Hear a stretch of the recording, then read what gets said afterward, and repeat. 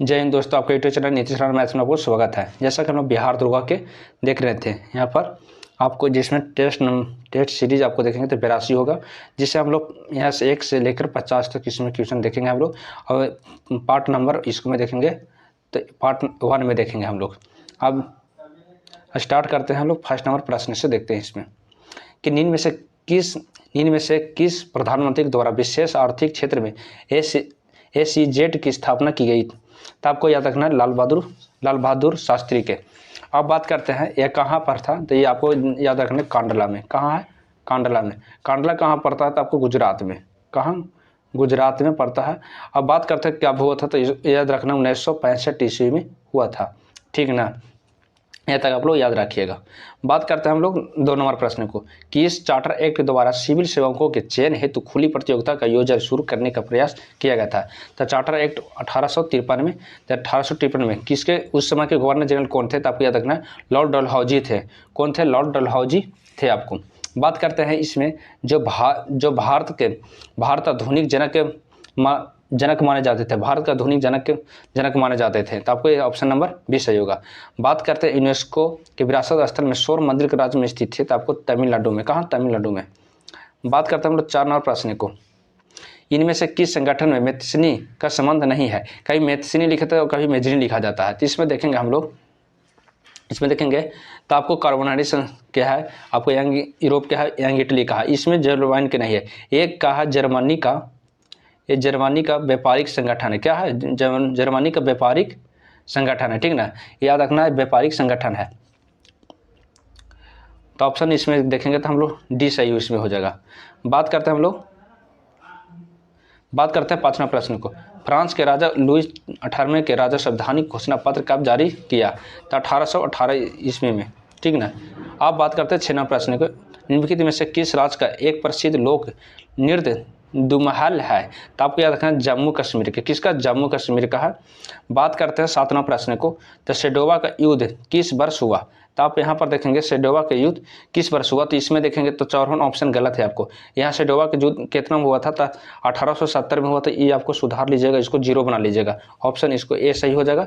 अब बात करते हैं सेडोवा का युद्ध किसके बीच हुआ था।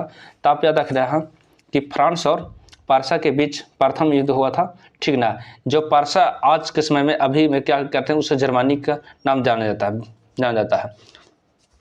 ठीक, ऑप्शन नंबर ए सही होगा आपको। बात करते हैं हम लोग 18 नंबर प्रश्न को कि भारतीय संविधान के 15वां भाग पार्ट 15 के निम्नलिखित में से किससे संबंधित है? तो आपको याद रखना निर्वाचन से। बात करते हैं आपातकालीन प्रावधान से। तो अभी कितना से संबंधित आपको, तो ये आपको देखिएगा ये 18 से है। ठीक ना, कितना से? 18 से ये है आपको। आप अधिकृत भाषा के जाने का ये आपको 17 से है। आप बात करते हैं संविधान संशोधन से, तब बात करेंगे तो ये आपको 20वां भाग से। ठीक ना, ये 20वां भाग से। आप लोग इतना याद रखिएगा इसमें। ठीक, बात करते हैं हम लोग अब यहाँ पर 9 नंबर प्रश्न को देखेंगे, निम्नलिखित में से कौन सा कथन सही है? तो आप देखेंगे तो NNP बराबर GNP माइनस घिसावट होता है, ये सही आपको है। अब देखेंगे 20 नंबर क्वेश्चन को, NNP बराबर GDP प्लस विदेशों प्राप्त युद्ध के आय के घिसावट है, ये भी सही है। तो इसमें देखेंगे तो ए और दोनों सही है। 10 नंबर प्रश्न देखेंगे हम लोग क्या कि भारत में कृषि उत्पादों के बाजार में कौन सी विनियमन नियमित करता है? तो आपको इसमें देखेंगे करता है। तो आपको याद रखना क्या, आवश्यकता वस्तु का अधिनियम 1955। कितना? तो ऑप्शन नंबर ए देखेंगे सही, इसमें ए सही हो जाएगा। ठीक है, बात करते हैं हम लोग 11वां प्रश्न के, सौरिक स्पेक्ट्रम की अब समस्त ऊर्जा का सर्वाधिक भाग प्रतिनिधित्व करती है। तो आपको अवरक्त किरण करती है, कुछ करती है, अवरक्त किरण करते हैं। बात करते हैं हम लोग 12वां प्रश्न को कि भारतीय संविधान के केंद्र सरकार को का प्रकार की निधियां प्रदान करता है। तो आपको याद रखना 3 प्रकार के। ठीक ना, जिसमें आपको याद रखना संचित निधि, एक आकस्मिक निधि होता है, एक लोक लेखा नीति होता है। ठीक ना, लोक लेखा नीति होती है। तब याद रखिएगा 3 को होता है इसमें, अब बता देती हूँ। बात करते 13 नंबर प्रश्न को, यू कैन विन नामक पुस्तक के लेखक निम्नलिखित में से कौन है? तो आपको याद रखना इसमें सीप खेरा है, ठीक ना, सीप खेरा है। बात करते हैं 14 नंबर प्रश्न को, देखते हैं 14 नंबर प्रश्न क्या कहता है कि एक नई रिपोर्ट के अनुसार पिछले 2 दशकों से किस देशों में प्रति व्यक्ति का अवशिष्ट उत्पादन 3 गुना किया गया है। तब याद रखना कनाडा। जैसा कि आप लोग कनाडा का भी चर्चा में देख रहे होंगे, कनाडा और भारत की सरकार, भारत से थोड़ा सा कुछ मतभेद चल रहा है, ठीक ना, ये देख लेंगे आप लोग। अब बात करते हैं हम लोग 15 नंबर प्रश्न को कि किस देश ने प्रशांत द्वीपों में राष्ट्रों के लिए 12 सूत्रीय विकास योजना की घोषणा की है। तो आपको याद रखना 15 के, तो आप याद रखिएगा तो इसमें भारत के, किसका, भारत के होगा, ठीक ना। बात करते हैं 16 नंबर, किस संस्था ने thriving making citizen green resulting at the inclusive in the changing climate शीर्ष रिपोर्ट जारी किया है। तो आपको याद रखना विश्व बैंक। कौन सा विश्व बैंक होता है। 17वां प्रश्न देखिए, एकीकृत चिकित्सा अनुसंधान को बढ़ावा देने के लिए आयुष मंत्रालय ने किस साथ करार किया है। तो आपको याद रखना ICMR, ठीक ना। ये क्या है, एक मेडिसिन संस्था है, ठीक ना, आपको दवाई वाला एक संस्था है, याद रखिएगा। अब देखेंगे हम लोग 18वां प्रश्न को कि स्वतंत्र भारत के प्रथम औद्योगिक नीति की घोषणा की गई थी। तो आपको याद रखना, इसमें आपको 1948 याद रखना है। अब अफ्रीका देश में जाम्बिया की राजधानी है कहाँ। देखिएगा हम लोग इसमें अफ्रीका देश में देखेंगे जाम्बिया की राजधानी कहाँ है। तो ये भी याद रखना, लुसाका याद रखना है। लेकिन हरारे की बात करते हैं तो हरारे आप किसका है, जिम्बाब्वे का। क्या है, किसका, जिम्बाब्वे का है, जिम्बाब्वे का है। आपको डकार याद रखिएगा तो आपको कहाँ है, सेनेगल के है, ठीक ना, सेनेगल के है आपको। आप बात करते हैं बमाको किसका है, तो आपको याद रखना है माली का, किसका, माली का। ये सब छोटे छोटे देश है अफ्रीका महादेश में आते हैं, ठीक ना, याद रखिएगा आपको। बात करते हैं हम लोग 20 नंबर प्रश्न को कि पर्यावरण एक अविभाज्य समष्टि है जिसकी रचना होती है क्या। तो इसमें देखेंगे 20 नंबर प्रश्न को कि भौतिक, जैविक और सांस्कृतिक तत्वों के मामले में पर्यावरणिक क्रियाशील होते हैं। तो ऑप्शन नंबर इसमें डी सही हो जाएगा। बात करते हैं 21 नंबर प्रश्न को, 11वीं पंचवर्षीय योजना के प्रतिपादित समावेशी विकास के निम्न से क्या शामिल नहीं है। तो आपको याद रखेंगे कि पूंजी बाजार मजबूत करना। देखिए 11वीं पंचवर्षीय योजना कब से कब स्टार्ट हुआ था, 2007 से लेकर ये चला था 2012 तक चला था, ठीक ना, याद रखिएगा 11वीं पंचवर्षीय योजना को। बात करते हैं हम लोग 22 नंबर प्रश्न को। 22 नंबर प्रश्न क्या था, परजीविता के लिए उदाहरण प्रस्तुत करते हैं कोची। तो यहाँ पर देखेंगे निर्णात्मक परिस्थितियों की क्रिया, क्या करते हैं, परिस्थितियों का क्रिया। अब बात करते हैं हम लोग 22 नंबर प्रश्न को देखेंगे। देखिए 22 नंबर प्रश्न क्या कहता है, 22 तक हो गए। 23 नंबर प्रश्न क्या कहता है, निम्नलिखित में से कौन सा भारतीय संविधान की 7वीं अनुसूची में राष्ट्र सूची में शामिल मामला है। तो आपको याद रखना है बाजार और मेले। कौन, बाजार और मेले। आप बताइए कि समवर्ती सूची कहाँ से लिया गया था, आप बताइए, कमेंट कीजिएगा इसमें। बात करते हैं 24 नंबर प्रश्न के, निम्नलिखित में से कौन सा एक परितंत्र के इकोसिस्टम शब्द का उत्कृष्ट वर्णन है। तो आपको याद रखना 24 नंबर को देखेंगे तो किसी भी भौगोलिक क्षेत्र में वनस्पति जात के प्राणी जात होता है, ठीक ना, ऑप्शन नंबर इसमें डी देखेंगे। आप बात करते हैं हम लोग 25 नंबर प्रश्न को। देखिए आर्थिक परियोजना के एक विषय क्या है, तो समवर्ती सूची, ठीक ना। बात करते हैं हम लोग 26 नंबर प्रश्न को। 26 नंबर प्रश्न को, संसद के दोनों सदनों में संयुक्त पर अधिवेशन का आयोजन होता क्या। तो इसमें देखेंगे आयोजन का होता है भारत के राष्ट्रपति के निर्वाचन के लिए, ये नहीं आपका सही होगा, ठीक है। भारत के उपराष्ट्रपति निर्वाचन के नहीं, संविधान संशोधन से संबंधित विधेयक पारित करना नहीं, एक ऐसे समान विधेयक पर जो विचार करने के उसे पारित करने के लिए जिस पर दोनों सदनों के मतभेद हो, ये ऑप्शन नंबर डी सही होगा। इसमें केवल 4 सही होगा, ऑप्शन नंबर। यहाँ पर देखेंगे हम लोग 27 में, यदि एक आप हिमालय से होकर यात्रा करते हैं तो आपको वहाँ पर निम्नलिखित में से किन पादपों को प्राकृतिक रूप से उगते हुए देखने को में संभावना है। तो आपको 27 नंबर देखेंगे तो इसमें किसका देखने को मिलता है, आपको बांज के मिलता है और बुरांश के मिलता है, ठीक है ना। Option number A, option number B होगा। इसमें आप यात्रा कीजिएगा तो आपको देखने को मिलेगा। 28 नंबर प्रश्न क्या कहता है कि किस राज्य में खेल संस्कृति को पुनर्जीवित करने के लिए एक पंचायत एक खेल के मैदान की परियोजना की शुरू की है। तो आपको याद रखना है 28 नंबर प्रश्न को। तो आपको देखेंगे तो इसमें केरल हो जाए, क्या केरल होगा। बात करते हैं 29 नंबर प्रश्न को। रक्षा मंत्री राजनाथ सिंह ने भारतीय वायुसेना के वायुसेना के हेरिटेज को सेंटर का उद्घाटन कहाँ किया है? तो आपको याद रखना कि आज वायुसेना दिवस भी है, तो आपको याद रखना वायुसेना दिवस 8 अक्टूबर को हम लोग मनाते हैं, ठीक ना।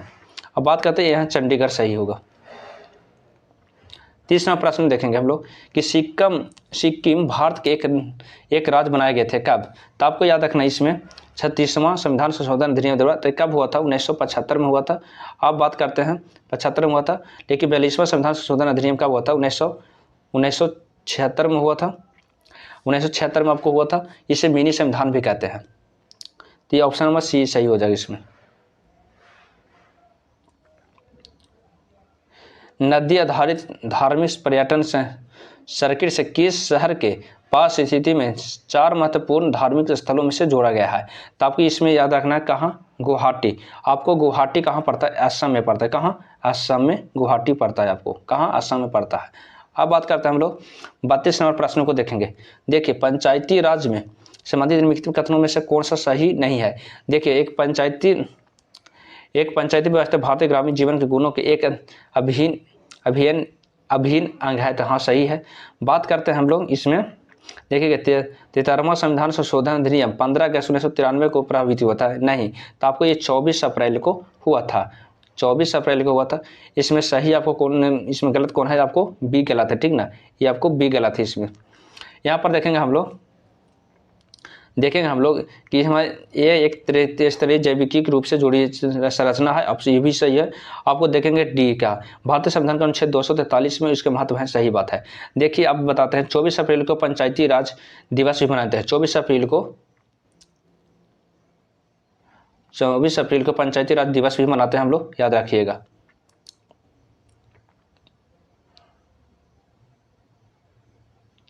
बात करते हैं हम लोग 33वें प्रश्न को। किस देश ने राजा नोरोदोम को सिहानुमोनी भारत के अपनी पहली राजकीय यात्रा पर आए थे? तो आपको याद रखना है यहाँ पर कंबोडिया का। किसका? कंबोडिया का। बात करते हैं 34वें प्रश्न की। आरबीआई ने किसके साथ global tech competition G20 depression के लॉन्च किया है? तो आपको याद रखना है इसमें बैंक ऑफ इंटरनेशनल सेटलमेंट्स को लिखे। ऑप्शन नंबर डी इसमें सही होगा। बात करते हैं किस बैंक द्वारा the bank of the every Indian के नाम से कॉफी टेबल बुक लॉन्च किया था? आपको याद रखना है इसमें आपको SBI बैंक के। बात करते हैं हम लोग 36वें प्रश्न को। 36वां प्रश्न कहता है कि स्वतंत्र भारत के प्रथम मंत्रिमंडल में संदर्भ में निम्नलिखित में से कौन कौन सा युग में सम्मिलित है? तो आपको याद रखना है इसमें क्या होगा ना आपको कि इसमें सही होगा, आपको सही होगा 20 नंबर सही होगा। लेकिन राजेंद्र प्रसाद के जानते हैं तो खाद्य मंत्री थे, ठीक ना। खाद्य मंत्री, ठीक ना, खाद्य मंत्री। बात करते हैं राजकुमारी अमृता कौर के, तो स्वास्थ्य मंत्री थे। कोची स्वास्थ्य मंत्री थे। स्वास्थ्य मंत्री। मौलाना अब्दुल कलाम आजाद की बात करते हैं। कलाम आजाद की बात करते हैं, ये शिक्षा मंत्री थे। क्या थे? शिक्षा मंत्री थे, ठीक ना, शिक्षा मंत्री। बात करते हैं हम लोग 37वें प्रश्न को। निम्नलिखित में से किसे अंतरिक्ष एजेंसी ALOS को उपग्रह विकसित किया है? तो आपको 37 नंबर के देखेंगे तो जैक्सा दिखे। ऑप्शन नंबर ए सही हो। 38 नंबर का था नासा ने एक नए स्थानीय फाउंडेशनल मॉडल के लिए प्रौद्योगिकी में कंपनी के साथ साझेदारी की है। तो आपको याद रखना है 38 नंबर प्रश्न को तो IBM होगा, ठीक ना। 39 नंबर प्रश्न के महान फुटबॉलर एंटोनियो कार्वेजल ने हाल ही में निधन हो गया या निम्नलिखित में से किस देश के खिलाड़ी थे? तो आपको याद रखना मैक्सिको के, ठीक ना। 40वां प्रश्न को हम लोग देखेंगे कि क्राइस्ट चर्च किसे पूर्वोत्तर भारत के प्राचीनतम चर्च माना जाता है?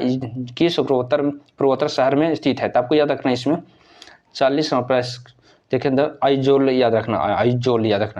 41वां प्रश्न महराज अहमद खान ने गनीमत शेखों के भारतीय जोड़ी के हाल ही में किस खेल संयोजन से भारत के लिए स्वर्ण पदक जीता है?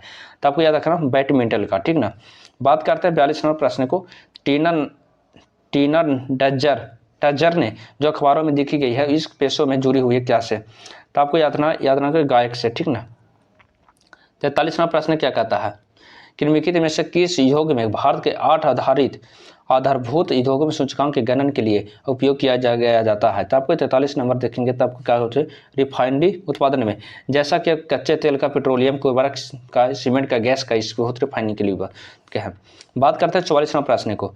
अब यहाँ पर सम्मिलित नहीं है तो गांधी जी के प्रदान किए गए उपाधि, ठीक ना। तो इसमें देखेंगे आधुनिक युग के आजाद शत्रु चितरंजन दास नहीं, आपको आधुनिक के लिए तो राजेंद्र प्रसाद को किसका मानते हैं, राजेंद्र प्रसाद को, ठीक ना,